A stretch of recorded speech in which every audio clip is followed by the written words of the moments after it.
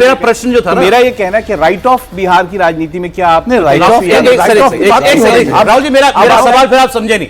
मेरा सवाल ये नहीं था कि 14 को क्या हो सकता है या 14 तारीख के दिन उम्मीद बनी रहेगी कि नहीं। मैं तो अभी की बात कर रहा हूं। ये एग्जिट पोल अगर आज के दिन ये बता रहा है 243 में 70 पर 80 से 23, तो क्या अभी जब हमारे पास बाकी रीजन्स के डेटा आएंगे उसमें आपको उम्मीद दिखती है? मुझे लगता है अभी सीमांचल का आएगा। अच्छा, ठीक है, उसका क्या रिजल्ट रहता है? मुझे लगता है कि अगर क्या मगध में हो सकता है, मगध का आएगा। मगध में वैसे भी मगध और शाहबाद का आएगा, जहां मगध शाहबाद का आएगा तो वो वहां पर स्ट्रांग है, तो उसके क्या वो मेंटेन करते हैं। एक इंटरजेक्शन उसमें भी उत्तर बिहार, एक सेकंड, अगर इस मिथिलांचल में राजद की अगर ये है स्थिति जी, आप याद करिए लालू यादव जी के हेडेज में ये वही इलाका था जहां मैक्सिमम सीटें राजद को आती थी।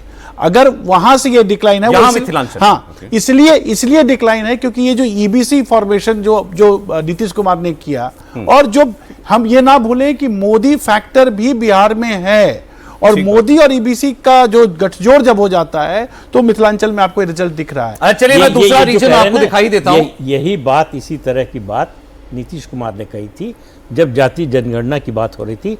कह रहे थे ये तेजस्वी बहुत चिल्ला रहा है, मुझे लगता है जिस दिन हो जाएगी जाति जनगणना ये रोएगा। बिल्कुल, मुझे लगता है जाति से ज्यादा जो 10,000 रुपए दिए उसका बहुत ज्यादा असर है। अच्छा देखिए, दूसरा रीजन मैं आपके सामने रख देता हूं, फिर मुझे लगता है हमें पता चल जाएगा किसकी उम्मीद टूट गई है या बची हुई है। ठीक, तो बिहार का दूसरा प्रमुख क्षेत्र है भागलपुर, जिसे अंग या अंगिका भी कहते हैं। इस क्षेत्र में विधानसभा की 30 सीटें आती हैं। मतलब ये जब डेटा मैं आपको दे दूंगा तो 100 सीट का डेटा आ जाएगा हमारे सामने। अब इस क्षेत्र में भागलपुर, बांका, जमुई, मुंगेर, बेगूसराय ये जिले हैं। कुल सीटें हैं 30। 2020 में इस रीजन में एनडीए को चिराग पासवान की वजह से कुछ घाटा हुआ था। 30 सीटों में से 18 सीटें एनडीए ने जीती थी और 10 सीटें महागठबंधन के पास थी। इस बार क्या बदलने जा रहा है ये देख लेते हैं। 18 और 10 का भी वैसे देखें तो अनुपात में तो काफी आगे था यहां पर भी एनडीए, और चिराग पासवान एक फैक्टर थे।